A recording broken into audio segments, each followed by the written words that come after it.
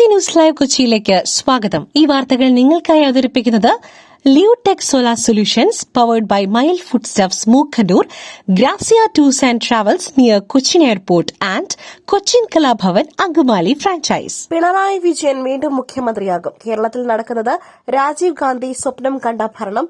LDF ഭരണത്തെ പുകഴ്ത്തി മണിശങ്കർ അയ്യർ.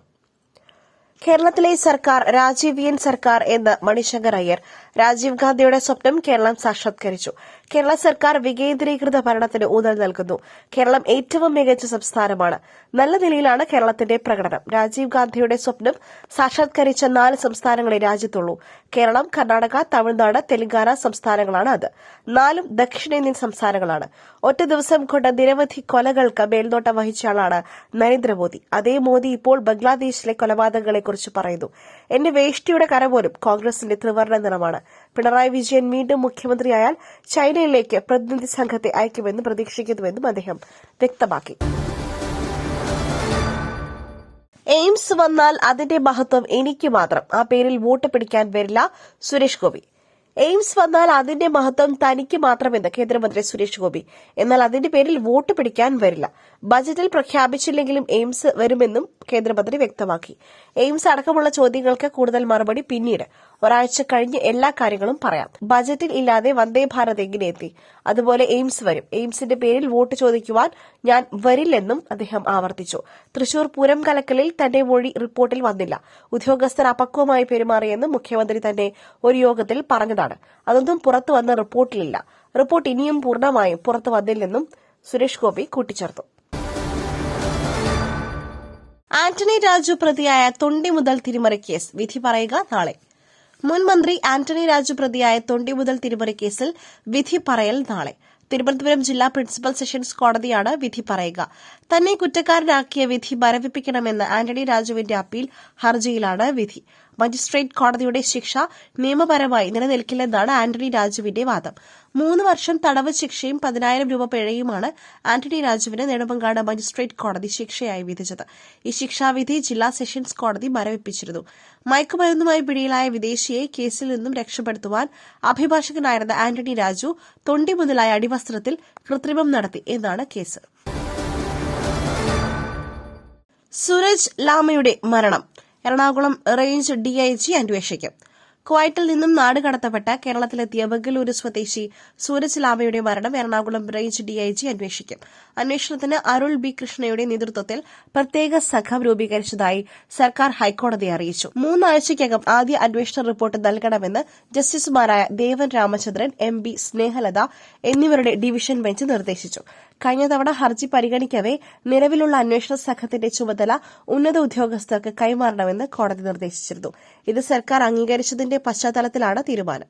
സൂരജ് ലാമ കൊച്ചിയിലെത്തിയത് മുതലുള്ള കാര്യങ്ങൾ അന്വേഷിക്കും. ഒക്ടോബർ 5 വെളുപ്പിന് നെടുമ്പാശ്ശേരി വിമാനത്താവളത്തിലെത്തിയ ലാമയെ നവംബർ 30 മരിച്ച നിലയിൽ കണ്ടെത്തിയത്. ഷോട്ട്പുട്ടിൽ റെക്കോർഡ് മെച്ചപ്പെടുത്തി കൃഷ്ണ.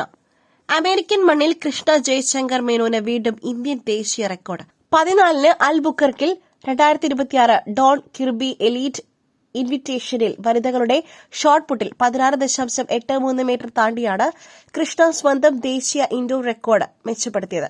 നേരത്തെ ജനുവരി 31 കൃഷ്ണ 16.63 മീറ്റർ കണ്ടിരുന്നു. കഴിഞ്ഞ വർഷം മാർച്ച് 1 6.01 മീറ്റർ പിന്നിട്ട കൃഷ്ണ 1 വർഷം തികയും മുൻപാണ് ഈ മികവ് പ്രകടിപ്പിച്ചത്. ഈ മാസം 27-28 തീയതികളിൽ നോർത്ത് വിർജീനിയയിലെ റെനോയിൽ നടക്കുന്ന NCAA മൌണ്ടെയിൻ വെസ്റ്റ് ചാമ്പ്യൻഷിപ്പ് ആണ് കൃഷ്ണയുടെ അടുത്ത വേദി. ഈ വർഷം ജപ്പാനിൽ നടക്കുന്ന ഏഷ്യൻ ഗെയിംസിൽ ഇന്ത്യൻ ടീമിലെത്തുവാൻ കൃഷ്ണയ്ക്കും കഴിയും. പക്ഷേ ഇന്ത്യയിൽ സീനിയർ ഫെഡറേഷൻ കപ്പിൽ മത്സരിക്കണം. ഇത് ലക്ഷ്യമിട്ട് ഏപ്രിലിൽ ഇന്ത്യയിൽ എത്താനാണ് കൃഷ്ണയുടെ പരിപാടി. ഇന്ത്യൻ ബാസ്കറ്റ്ബോൾ ടീം നായകനായിരുന്ന ജയശങ്കർ മേനോന്റെയും പ്രസന്നകുമാരിയുടെയും പുത്രിയാണ് US വിദ്യാർത്ഥിയായ കൃഷ്ണ. പുട്ടു രുചികരമാവണമെങ്കിൽ മയിലിന്റെ പുട്ടുപൊടി തന്നെ വേണം. അതിന് ചെമ്പാപ്പുട്ടാണെങ്കിലും അങ്ങനെ തന്നെ. മയിൽ റൈസ് ആൻഡ് ഫുഡ് പ്രൊഡക്ട്സ്, ശ്രേഷ്ഠം സമ്പുഷ്ടം. ശബരിമല യുവതീ പ്രവേശനം സർക്കാരിന്റെ തീരുമാനം എല്ലാ വശങ്ങളും പരിഗണിച്ച് വിശ്വാസം സംരക്ഷിക്കും മന്ത്രി P രാജീവ്. ശബരിമല യുവതീ പ്രവേശനത്തിൽ സുപ്രധാന പ്രതികരണവുമായി നിയമമന്ത്രി P രാജീവ്. സർക്കാർ വിശ്വാസികൾക്കൊപ്പമാണെന്നും വിശ്വാസം സംരക്ഷിക്കുമെന്നും നിലപാട് അറിയിക്കുവാൻ സർക്കാരിന് ഇനിയും സമയമുണ്ടെന്നും അദ്ദേഹം പറഞ്ഞു. കോടതി പരിശോധിക്കുന്നത് ഭരണഘടനാപരമായ പ്രശ്നങ്ങളാണ്. യെസ് ഓർ നോ പറയേണ്ട സാഹചര്യം അല്ല, എല്ലാ വശങ്ങളും ആലോചിക്കേണ്ടതുണ്ടെന്നും മന്ത്രി പി രാജീവ് വ്യക്തമാക്കി. വ്ലോഗർ ചിന്നു പാപ്പുവിന്റെ ആത്മഹത്യ ആൺ സുഹൃത്ത് സന്ദേശ് കടുത്ത മാനസിക സമ്മർദ്ദം നേരിട്ടിരുന്നുവെന്ന് പോലീസ്. കാസർഗോഡ് വ്ലോഗർ ചിന്നു പാപ്പുവിന്റെ ആൺ സുഹൃത്ത് സന്ദേശ് കടുത്ത മാനസിക സമ്മർദ്ദം നേരിട്ടിരുന്നുവെന്ന് പോലീസ്. വ്ലോഗറുടെ മരണശേഷം സന്ദേശിനെതിരെ സൈബർ ആക്രമണമുണ്ടായി. ഇത് സന്ദേശിന്റെ ആത്മഹത്യയിലേക്ക് നയിച്ചുവെന്നാണ് പോലീസ് നിഗമനം. ചിന്നു പാപ്പു എന്നറിയപ്പെടുന്ന വ്ലോഗർ രേഷ്മയുടെ മരണത്തിൽ പോലീസ് അന്വേഷണം തുടരുന്നതിനിടെയാണ് ആൺ സുഹൃത്തിനെയും മരിച്ച നിലയിൽ കണ്ടെത്തിയത്.